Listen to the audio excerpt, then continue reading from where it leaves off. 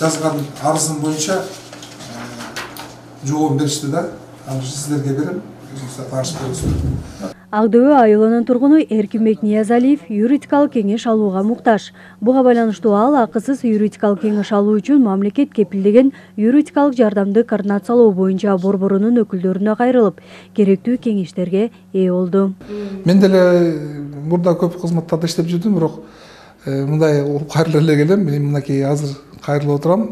Мен дагы ошо интернеттен көрүп билип, анан кийин бул жер менен байланышып, закондуу түрдө тактап берүү боюнча бул жерге кайрылдым. Булар жакшы кеңеш беришти. Азыр эми адвокаттар менен дагы документтерди териштирип жатабыз.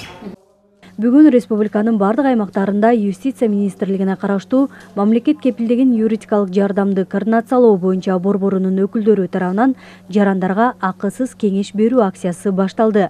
Натыйжада акысыз юридикалык кеңеш алууга келген жарандардын саны арбын. Өзүнүн жер маселеси боюнча, үй бүлөлүк мамилелери боюнча, кылмыш иштери боюнча, ошондой эле административдик иштер боюнча да кайрылышып атат. Азыр өзүңүздөр көрдүңүздөр, бул жерде көбүнесе эле пенсия, пособия, миграция жана башка иштер боюнча бардык маалыматтарды алышып, юристтер тарабынан, областтык юстициянын кызматкерлери тарабынан, мамлекеттик нотариустар тарабынан, ошондой эле биздин КГИПнын адвокаттар тарабынан бардык маалыматтарды терең кабыл алып, өздөрү маалыматтарды кенен алышууда да ошол.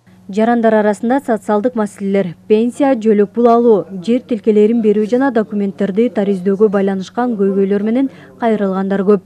Мындан тышкары юридикалык жактарды тактоо, кайра каттоо жана жоюу, мурас жана алимент бөлүштүрүү маселелери да бар. Мындай көйгөйлөрдү чечүүдө акысыз кеңеш берүү, адвокат, социалдык фонддун жана салык кызматынын өкүлдөрү тарабынан ишке ашырылууда. Кеңешибиз негизи акылуу. Ошондуктан биз атайын Талас областық юстиция мекемесinin координатор бөлімінің учетто турабыз.